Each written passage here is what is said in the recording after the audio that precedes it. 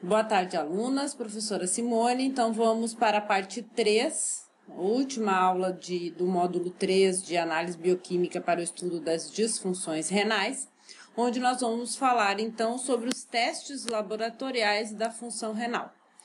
Então, a avaliação laboratorial da funcionalidade do rim, ela é focada em 3 pilares, né? Em testes que avaliam, então, a filtração glomerular, né? Que inclui a taxa de filtração glomerular ou a clearance nas 24 horas, que pode ser feito tanto da ureia quanto da creatinina, proteinúria e mais, resumidamente, uma relação entre proteína versus creatinina, a divisão, a razão entre essas duas dosagens, deverá ser menor que 0,2. Isso na primeira urina da manhã, então não precisa fazer nas 24 horas, tá? A clearance, a depuração vai ser feita nas 24 horas, mas essa avaliação como um método de rastreio e avaliação mais rápida, ela pode ser feita por essa relação, então, de proteína versus creatinina, ambas na urina, na primeira urina da manhã. Tá? Então, assim, para avaliar a filtração glomerular, através da clearance renal, usa-se preferencialmente a creatina, pois toda a creatina filtrada vai ser excretada. E ela é muito pouco, ela não é reabsorvida e muito pouco excretada. Ela praticamente não é secretada, né? Ela é minimamente. Então, a taxa de filtração equivale à quantidade de creatinina que foi filtrada no glomérulo, né? Então, normalmente, a clearance de creatinina é definida pelo valor da creatinina na urina de 24 horas, vezes o volume de urina por minuto, dividida pela creatinina sérica. Então, dentro do período de 24 horas em que você está coletando a urina, deve ser feita uma coleta do plasma do soro do plasma para fazer creatinina, tá? Sérica. Entretanto, a concentração de creatinina ela é um pouco influenciada, como a gente vai ver já, por exercícios físicos, drogas ou outros interferentes, massa muscular do indivíduo, estado nutricional, ingestão de carne. Por isso, a interpretação das alterações nos exames deve ser feito com cautela, tá? Mas, comparando ureia e creatinina, a clearance de creatinina ainda é melhor. A gente já vai entender por quê, tá? Avaliando a excreção ou secreção, nós podemos, então, a função excretora renal representa a capacidade que o rim tem de eliminar compostos nitrogenados, que são produtos finais do metabolismo celular, bem como substâncias estranhas. Então, o que a gente vai ter de metabólitos oriundos do catabolismo? Nós temos a ureia, que é oriundo do catabolismo proteico, a creatinina, que é oriunda do catabolismo da fosfocreatina no músculo, e ácido úrico, que é oriundo do catabolismo das bases do DNA, né, da degradação das bases do DNA, e bilirrubina direta, que é oriunda do catabolismo da hemoglobina. Tá? Então, esses produtos nitrogenados podem ser monitorados, a sua dosagem, basicamente eles são feitos a dosagem sérica deles, e representa então a capacidade que o fígado tem de excretar. Então, quando aumenta, significa que o fígado está deixando de eliminar. Diferente quando eu uso a ureia e a creatinina aqui para fazer clearance. Aí é depuração na urina de 24 horas. Aí vai indicar a capacidade de filtração glomerular, tá? Aqui normalmente eu vou dosar no sangue, dosagens séricas, que vai o seu aumento indicar que o fígado está deixando de excretar ou secretar essas moléculas na urina. E com relação à capacidade de reabsorção tubular, nós vimos que o rim reabsorve água, eletrólitos, né, glicose. Então, eu posso, obviamente, para avaliar capacidade de reabsorção tubular dos néfrons, eu posso avaliar o volume da urina nas 24 horas e definir, né, poliúria, oligúria ou anúria. Aí, cada condição dessa pode indicar problema cardíaco ou problema renal, etc. Eletrólitos. Eletrólitos eu posso dosar, então, sódio, potássio, cloretos e o próprio pH, tá? Tanto pH urinário quanto sanguíneo, tá? Glicosúria. Glicosúria também, quando positiva, indica que o rim está deixando de reabsorver a glicose do ultrafiltrado. Isso acontece quando ultrapassa o limiar de reabsorção renal, que nós vimos que é de 160, 180 miligramas por decilitro, tá? De glicemia. Tá? Bom, então a gente vai falar um pouquinho de cada um desses testes, lembrando que eles são avaliados para representar uma dessas funções aqui que possa estar comprometida, ok? Bom, a taxa de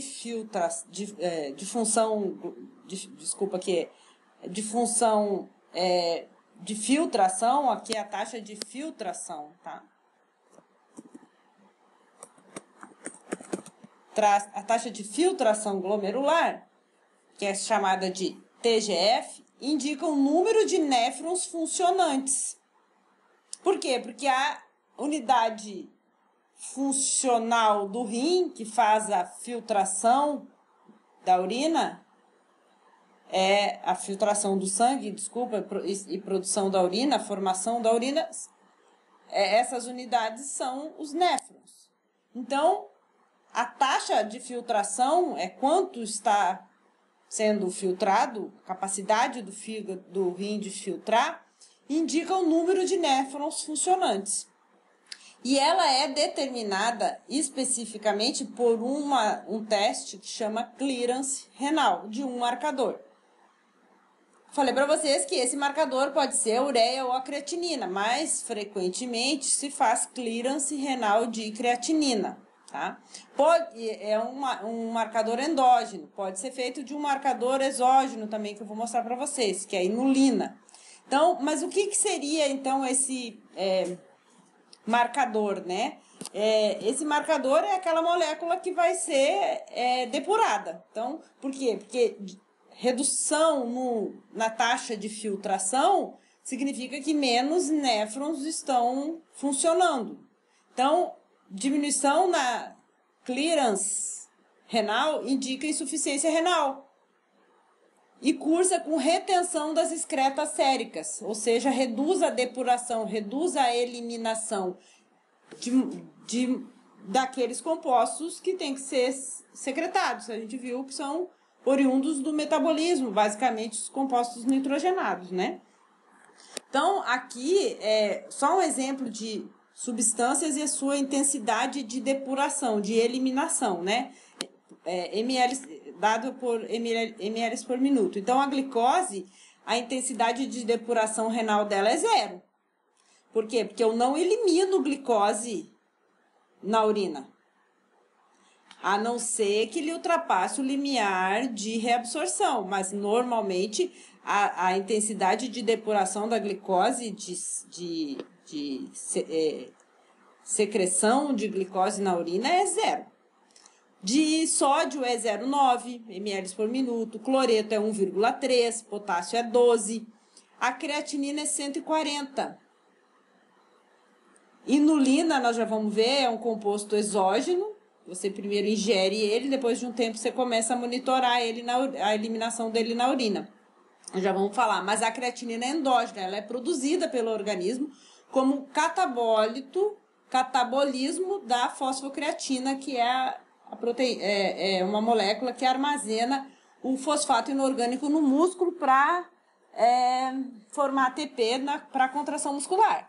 Então, ela é produzida diariamente, porque diariamente o indivíduo se movimenta e libera uma quantidade constante de creatinina, o indivíduo na vida normal, né? Então, a intensidade de depuração da creatinina, ela é alta, então é fácil você monitorar isso, né? Porque é um valor fácil de quantificar.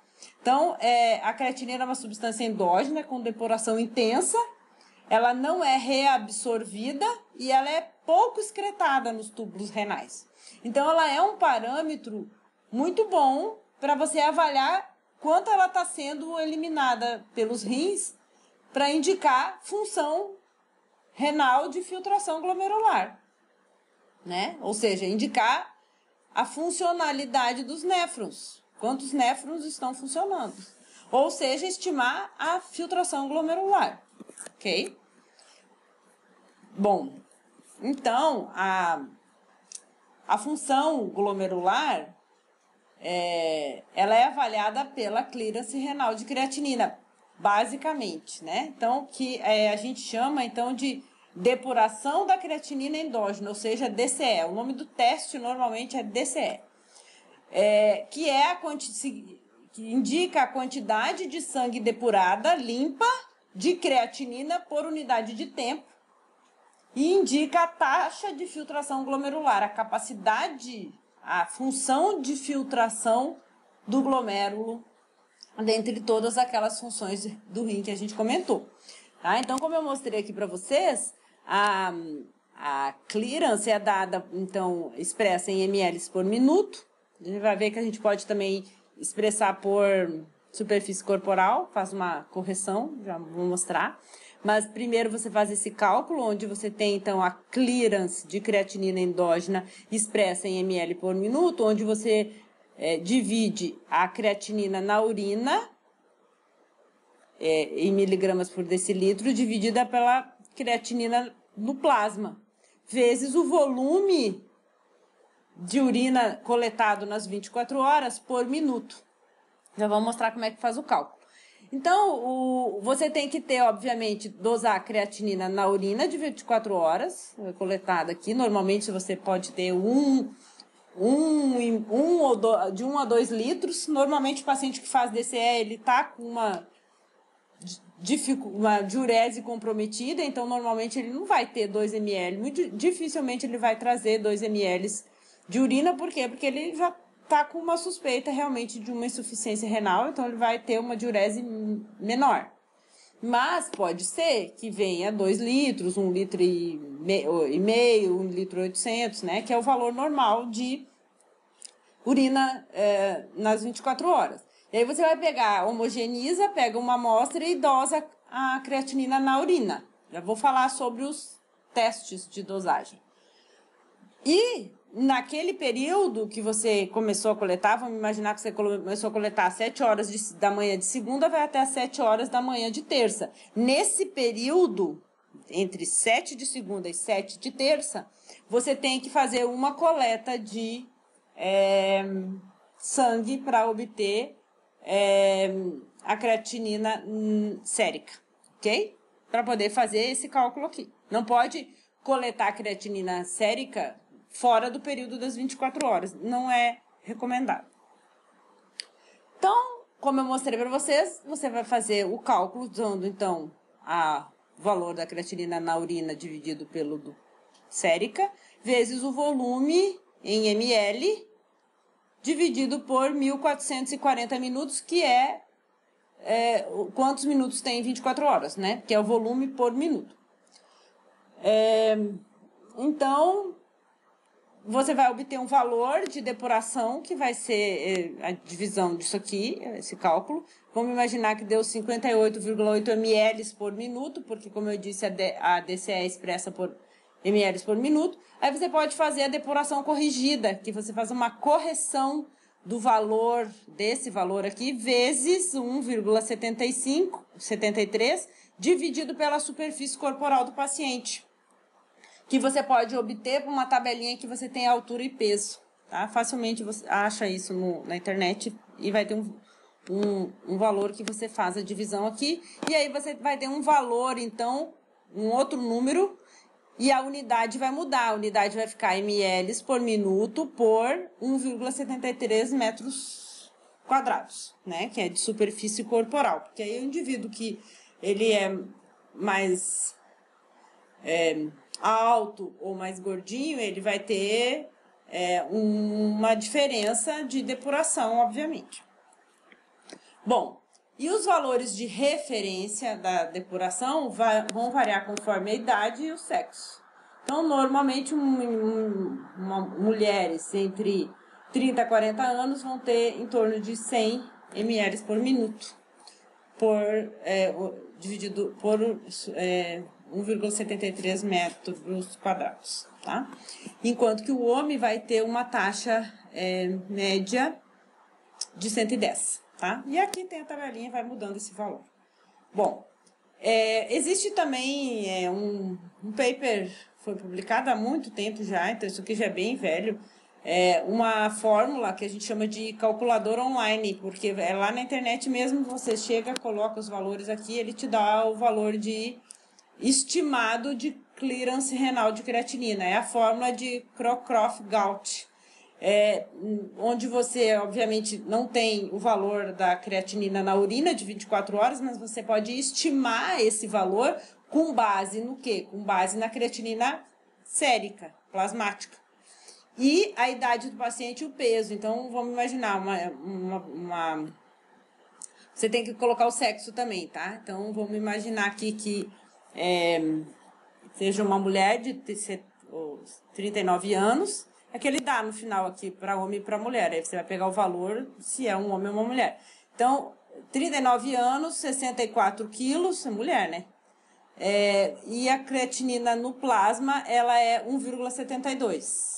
Foi o que deu. Então, ele faz o cálculo e me diz que, se for homem, esse valor vai ser multiplicado por 1, para fazer aquela correção lá da superfície corporal, e vai dar 74,8 ml por minuto por 1,73 metros quadrados.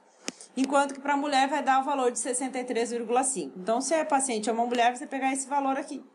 Tá? Mas isso, obviamente, não é o ideal, tá? Isso aqui é só para fazer uma estimativa de quanto que teria que ser, quanto seria esperado de uma depuração de creatinina quando os valores séricos estão nesse valor e o indivíduo com essas características, tá? Bom, além da creatinina, eu posso usar a ureia também, tá? Só que a ureia, ela varia muito, varia muito conforme a alimentação, né? Jejum, tudo influi. Por quê? Porque a ureia é produto do catabolismo proteico. Então, o indivíduo que come mais carne que o outro vai ter um valor diferente. Então, ela é muito influenciada pela dieta. Então, não é um parâmetro muito bom, tá? Então, existem sugestões de uso de marcadores exógenos, que você ingere e depois de algum período de tempo, você começa a monitorar a eliminação dele na urina. Um período de 24 horas. Aí existe é um carboidrato, tá? Chama inulina, presente em alguns vegetais, como, por exemplo, nas raízes de chicória e de alcachofra. Daí ele é extraído e comercializado para você utilizar como um marcador exógeno para fazer taxas de depuração. Que aí ele não vai ser nem metabolizado pelo organismo e ele também não vai ser, porque não é glicose, nem lactose, nem, né? Então é um carboidrato que a gente não vai metabolizar. Ele não vai ser reabsorvido e nem secretado. Ele vai ser só filtrado pelo rim, porque o rim vai entender que é um composto exógeno, como se fosse um xenobiótico. E aí você pode monitorar a depuração dele pelo rim no período de 24 horas e fazer a taxa, né? Vai indicar da mesma forma a capacidade de filtração do rim. Entretanto, o mais difícil disso tudo aqui é o teste para monitorar a inulina, né? Que diferente do teste para monitorar ureia ou até mesmo monitorar a creatinina ou até mesmo ureia, é um teste que é bastante usado, então já é barato, já é comum, já está disponível, de fácil acesso e tal. monitorar a inulina, como é que eu vou quantificar a inulina? Tem que desenvolver um método, tem até disponível métodos para isso, mas não são tão baratos igual os testes de creatinina, por exemplo, né? Que eu facilmente eu aplico na urina, numa amostra de urina. Bom, então como que eu faço a determinação da creatinina? Ela pode ser feita tanto na urina quanto no soro, tá? Como eu falei para vocês, a creatinina é produto do catabolismo da fosfocreatina. Então, primeiro, a creatina ela é sintetizada no organismo a partir da arginina e da glicina. São 2 aminoácidos, tá? Ela é sintetizada e depois ela é no músculo esquelético, ela é fosforilada por um fosfato inorgânico, formando a molécula que a gente conhece como fosfocreatina, que nada mais é do que uma reserva de grupamentos fosfatos no músculo para o exercício físico. Então, aqueles 5 primeiros segundos do exercício físico, você consome a creatina para depois entrar na fermentação, né? Com produção de ácido lático e tal, para contração muscular, usando glicogênio muscular, aquela coisa toda que vocês já aprenderam lá em bioquímica. Mas os primeiros segundos do exercício físico, o ATP, que vai ser utilizado para a contração muscular, para o miócito fazer o seu metabolismo, né? Ele vai conduzir o impulso e tal, que é também bomba de sal de potássio. Esse ATP vem, então, quando a fosfocreatina libera o fosfato inorgânico para o ADP, forma o ATP e o ATP vai ser a fonte, então, de energia para o... E aí o músculo libera a creatina. Então, isso acontece diariamente. Você está se movimentando, o coração está batendo. Então, o tecido muscular, ele consome fosfocreatina e libera uma quantidade constante de creatina. Claro que isso muda se for um atleta de alta performance, se ele ingerir fosfocreatina como suplemento. Então, tem alguns interferentes. Mas num indivíduo normal, assim, que tem uma atividade normal, ele vai ter sempre uma taxa de creatinina sérica normal. Então, isso reflete numa depuração constante de creatinina pelo rim, se o rim estiver funcionando normalmente. Por isso ela é muito usada. É um marcador endógeno, é um marcador que ele não é reabsorvido, ele é filtrado, 100% filtrado, não é reabsorvido e muito pouco secretado. Então, normalmente o que você tem é que esse valor de creatinina, ele dá sempre em torno de 10 a 20%, um pouco maior do que o valor normal da depuração, que corresponde ao quanto de creatinina foi secretada lá nos túbulos, tá? Então, você estima 10% a mais da DCE, representando a secreção e não a filtração, mas isso é só para generalizar aqui. Bom, métodos de detecção podem ser químicos, já quase não se usa mais método químico para nada, porque não é uma reação específica.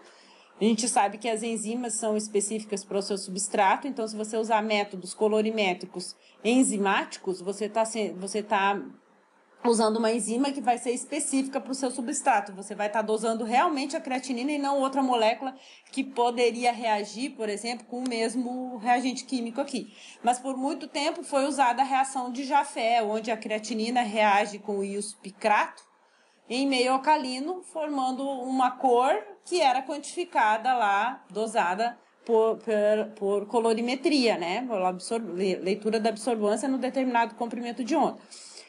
O teste enzimático, ao invés de ele usar, então, o íon picrato, que seria um reagente químico, ele vai usar a enzima, tá?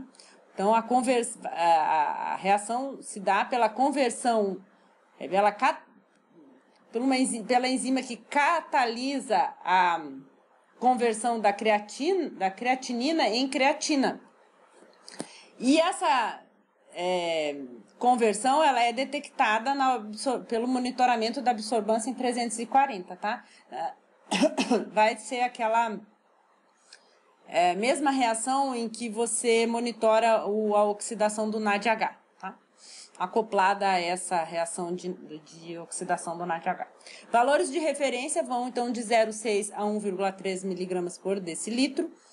Essa parte de princípio do teste eu não vou entrar, porque isso vocês já viram em bioquímica clínica lá na graduação. Agora a gente está dando só uma pincelada aqui em cima da importância disso para vocês usarem no dia a dia, tá? Bom, e além da determinação da creatinina, a gente pode fazer também, então, a quantificação da ureia sérica, né?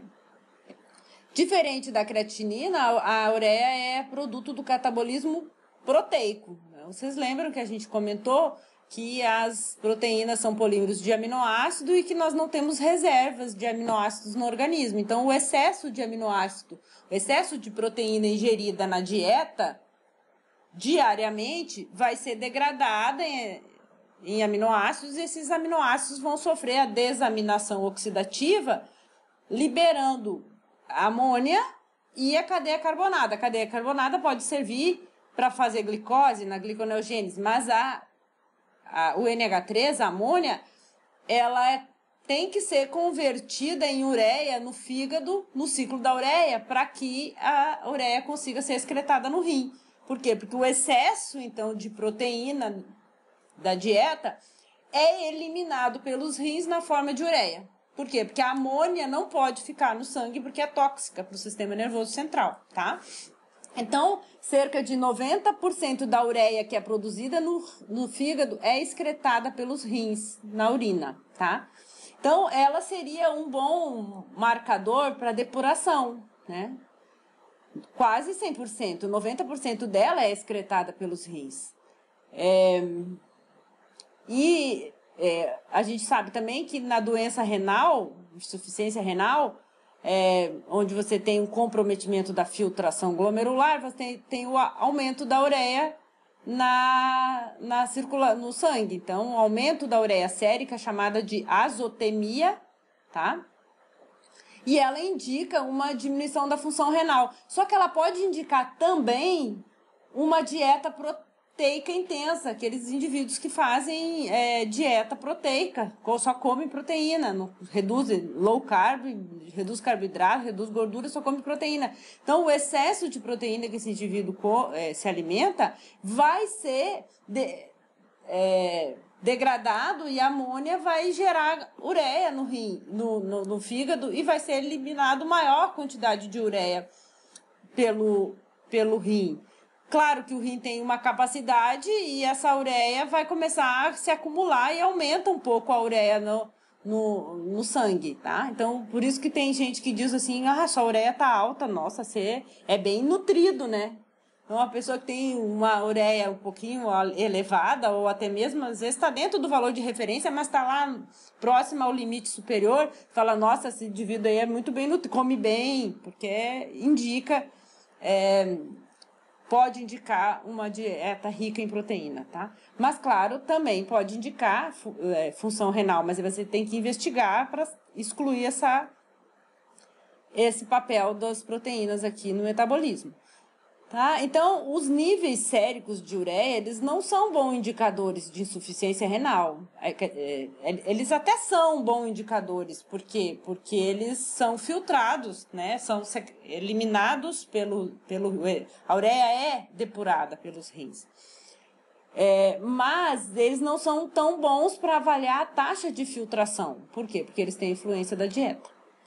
Tá? Então, outras causas extrahepáticas também podem cursar com aumento da ureia no sangue. Então, nesses casos, o ideal é você avaliar a função renal de filtração glomerular aliando ureia, creatinina e ácido úrico. E aí você consegue, interpretando a tríade dos compostos nitrogenados oriundos do catabolismo, você pode avaliar a função de filtração glomerular, tá? Então, aqui existe a sugestão dessa relação que eu mostrei para vocês, em que você divide a ureia sérica pela pela creatinina sérica, tá? Não é no rim, na urina, é só no sangue. Você divide o valor da ureia pelo valor da creatinina e tem que dar entre 10 e 20. Se der maior ou der menor, você tem, então, um comprometimento renal. Você tem que, obviamente, interpretar. Claro que se der menor que 10, indica que a tua creatinina está maior que a ureia. Então, fala a favor de uma insuficiência renal. Enquanto que se a ureia der alta e a creatinina estiver normal, fala a favor de uma dieta proteica ou de alguma outra alteração que não renal, tá? Como é que eu faço a dosagem de ureia? Ela é feita, então, no soro, no plasma. Também pode ser feita na urina, mas é mais raro. Só quando for fazer, então, a depuração, né? A clearance de ureia, mas normalmente se faz clearance de creatinina.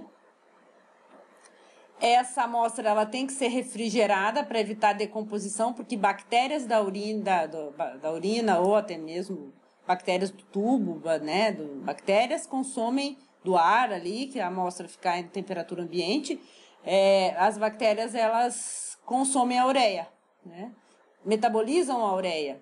Então, tanto que lá na microbiologia tem um teste lá da urease, né? Porque as bactérias produzem uma enzima que degrada a ureia, que é a urease. Urease positiva é tal bactéria, tal classe, né? Então, por quê? Porque elas têm essa capacidade, então você tem que refrigerar para evitar a decomposição da ureia por bactérias. O método pode ser direto, onde ocorre uma reação de condensação da ureia com a diacetila, e formação da diazida, tá? E aí que a diazida é um cromógeno, é um composto de cor que é monitorado por colorimetria. Mas existe também o método indireto ou enzimático, onde você tem a ureia aqui, a molécula que vai ser quantificada, né? Que ela vai ser substrato da urease, que é a enzima que está no seu kit. Na presença de água, vai liberar amônia. E a amônia, na presença de NAD+, oxida o NAD+, o NAD+, oxida o NADH, formando o NAD+. E aí você tem aquele desaparecimento da absorbância, redução, queda na absorbância em 340, da mesma forma que a gente viu lá na glicose. Por quê? Porque essa reação de acoplamento de uma molécula doadora de elétrons, no caso a amônia aqui com o NADH, ela pode oxidar e formar o NAD+, tá? E o NAD+, o NAD+ é uma molécula oxidada e o NADH é a molécula reduzida, então ele perde hidrogênios e aí você forma o NAD+. E aí você consegue monitorar isso, tá? Então é só uma estratégia para você aí indiretamente, por isso que é indiretamente a oxidação aqui indica a concentração de ureia. E esse valor no sérico varia, o valor de referência, entre 15 e 79 miligramas por decilitro. Bom, e o ácido úrico, como eu falei, que é outra molécula também bastante usada para função renal, né? Basicamente função de secreção, né?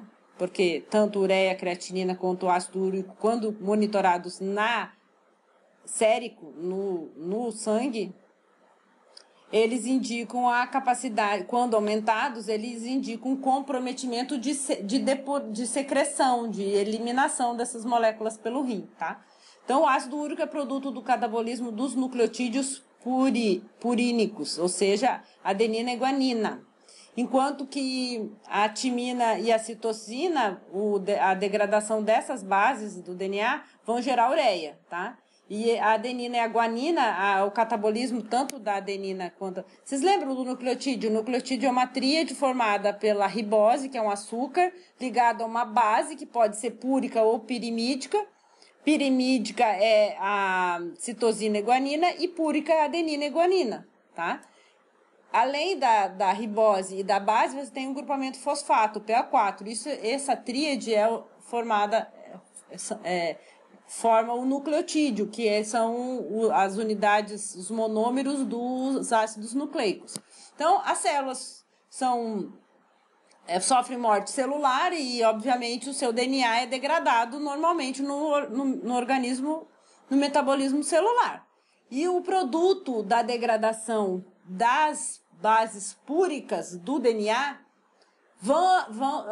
tanto a adenina quanto a guanina vão gerar xantina, que é o substrato da xantina oxidase, que vai gerar ácido úrico, tá? Então, o ácido úrico a gente diz que é produto final do catabolismo das bases púricas.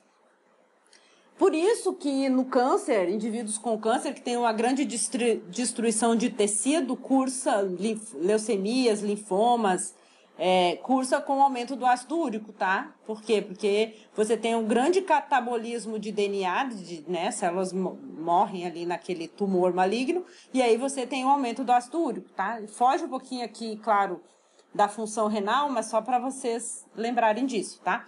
Mas, se o indivíduo não está com excesso de catabolismo das bases púricas, como no câncer, se ele está fazendo o catabolismo normal da renovação celular, mas esse ácido úrico não está conseguindo ser eliminado na urina, porque é pela urina que ele vai ser eliminado, porque é um produto nitrogenado, as bases púricas e pirimídicas, assim como os aminoácidos, são compostos nitrogenados, tem nitrogênio, tá? E aí, esse produto do catabolismo,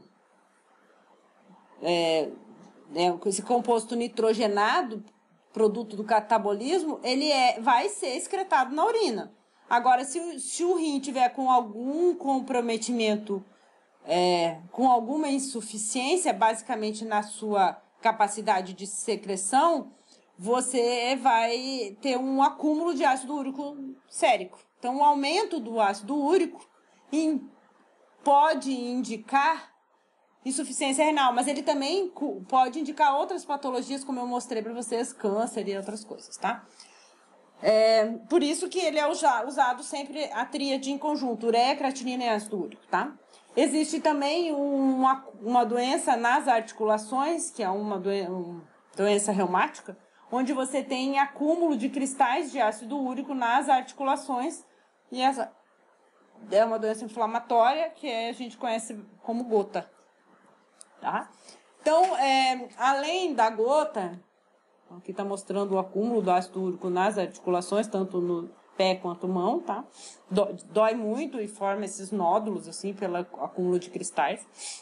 Você também pode ter aumento do ácido úrico nas neoplasias, linfomas, leucemias, aqui é um linfoma de células B, tá? Os plasmócitos.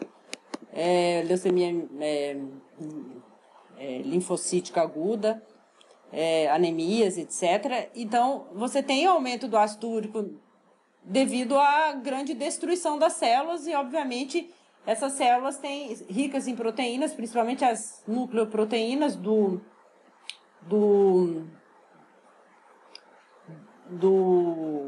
núcleo, bem como as bases do DNA, né? Então, o DNA tem nucleotídeos e vai gerar o ácido úrico na sua... Então, aumenta a ureia, vai aumentar o ácido úrico também. E o ácido úrico é bastante comum na descrição de casos de câncer, tá? Quando tem um caso clínico, assim, sempre vai ter aumento de ácido úrico. É bastante comum, explicação devido à destruição do DNA, né? Com o aumento do catabolismo das bases púricas. Além disso, nós temos também alguns fármacos, né? Que interferem e podem levar ao aumento de ácido úrico como um efeito colateral, né? Então, o uso de vitamina C, furosemida, etanol, levodopa, então esses fármacos ou até mesmo o uso de etanol pode induzir o aumento de ácido úrico, ok? Então, tem gente que tem gota devido a tanto tomar cachaça, né? Porque ele leva ao aumento do ácido úrico, e aí o ácido úrico, obviamente, pode se depositar nas articulações e causar essa doença, esse reumatismo, né, que a gente chama de gota. Como é que a gente dosa ácido úrico? O ácido úrico pode ser dosado no soro, na urina, no líquido sinovial, porque às vezes faz punção do líquido sinovial ou até mesmo amniótico. para dosar ácido úrico para fazer o diagnóstico, né? No líquido sinovial para fazer o diagnóstico da gota, por exemplo. Como é que faz a dosagem? É um método, então, enzimático, onde a uricase, que é a enzima que degrada o ácido úrico na presença de água e oxigênio, vai produzir peróxido. Esse peróxido aqui vai reagir com a 4-aminoantipirina na presença em ambiente alcalino, catalisado por uma peroxidase, que vai formar a antipirilquinonimina, que é vermelha. É um cromógeno que você também dosa com uma reação acoplada aqui, onde o produto dessa reação da uricase reage com outro composto produzindo cor. Então, indiretamente, quanto maior a quantidade de antipirilquinonimina, mais concentrada a sua amostra. Quando você dosa isso lá por colorimetria, no comprimento de onda de 500 nanômetros, você indiretamente correlaciona com o aumento do ácido úrico, ok? Os valores de referência de ácido úrico variam de 2,5 a 7 miligramas por decilitro. Sempre o litro aqui é maior, padronizar a nomenclatura é ele em maiúsculo, vou arrumar. Ok? Então, então, ureia, creatinina e ácido úrico. Nós temos também a proteinúria. Presença de proteína na urina indica insuficiência renal. Tá? Proteinúria é um potente marcador de risco para a progressão da insuficiência renal. Por quê? Porque normalmente, nós já vimos na aula passada, que as proteínas não estão presentes, não são filtradas, não passam na membrana glomerular e não caem na cápsula de Bowman, não entram nos túbulos renais. Então, ela não devido à barreira de filtração, a proteína não está presente na urina, tá? O glomérulo não é permeável. Claro, isso quando a barreira de filtração está íntegra. Entretanto, na insuficiência renal, destruição do néfron, comprometimento do tecido, do órgão, do rim, você tem destruição do glomérulo e aí você perde a capacidade, a permeabilidade seletiva ali da membrana do glomérulo e aí começa a aparecer proteína na urina. Então, toda vez que você tiver uma excreção, presença de proteína na urina maior que 150 miligramas nas 24 horas, já é indicativo de proteinúria. Já indica a presença de proteína na urina. Aumentos maiores que 300 miligramas por decilitro, geralmente é patológico, tá? Esse valor ali que vai 150, é chamado antigamente de microproteinúria, não se usa mais isso, tá? Proteínas unidárias de baixo peso molecular, ou seja, menor que 20 kilodaltons, são peptídeos e algumas proteínas, já vou mostrar quais aqui para vocês nessa tabelinha, eles são usados, monitoradas, a dosagem dessas proteínas pequenas, como marcador precoce de lesão. Então, elas começam a aparecer antes da proteinúria mesmo dar positivo. E ela já indica o início, porque 20, normalmente uma proteína tem, sei lá, 50, 60, até 100 kilodaltons. Mas se peptídeos têm menos de 12 kilodaltons seriam peptídeos. Então, você tem de 0 a 20, você tem ali peptídeos até 12, e de 12 a 20 você tem algumas proteínas, são poucas, tá? E monitorar essas proteínas na urina pode indicar uma lesão precoce e que você ainda pode, então, fazer uma prevenção da progressão da insuficiência, tá? Porque valores muito altos, quando a proteína mesmo, a molécula grande já está já está presente na urina, aí a lesão já está muito avançada. Então, olha só aqui, você tem o peso molecular aqui de algumas proteínas. Então, a proteína plasmática, o anticorpo IgG, por exemplo, ela tem 150 kilodaltons, porque a IgG é um anticorpo grande, uma proteína grande. Então, ela, obviamente, não vai estar na urina, não vai achar IgG na urina, tá? A albumina. A albumina é 66 kilodaltons, também não vai estar presente. Alfa-1 microglobulina, presente lá na fração alfa-1, 31, também não vai. Proteína de ligação ao retinol, 22, também não. Agora, 12,8 kilodaltons. Quanto a beta-2 microglobulina, que tem 11,8 kilodaltons, pode ser monitorada, então, como um marcador de lesão precoce. Por quê? Porque ela é uma proteína de baixo peso molecular e que na mínima lesão da barreira lá de filtração, ela já começa a aparecer. E, obviamente, essas proteínas de baixo peso, elas não vão positivar nos testes semi-quantitativos. Então, por exemplo, nas tiras que você passa na urina, no exame de urina, só detecta proteinúria, não detecta essas proteínas de baixo peso, tá? Então, ela só vai... As fitas, que é a mesma... É um teste enzimático, mas usa para detectar a albumina, tá? Plasmática. Então, ele não é sensível para proteínas de baixo peso. Então, ele usa uma enzima específica para a albumina lá na fitinha. Então, nas tirinhas de papel que vão medir simultaneamente proteína, glicose, nitrito, cetonas, etc. Então, você não consegue detectar pela fita, pelo rastreio, proteínas de baixo peso molecular. Tem que fazer um teste específico, usar como marcador molecular, então, de lesão precoce, a cistatina C. Então, outros testes, além do semi-quantitativo, né? Seria o teste quantitativo, que é o padrão ouro para avaliar a proteinúria, que é a coleta de urina nas 24 horas. Então, avaliar a proteína na urina na urina de 24 horas, tá? Por quê? Porque ela tem uma sazonalidade ao longo do dia, então o indivíduo pode estar metabolizando e eliminando proteínas na urina em concentrações diferentes, tá? Ao longo do dia.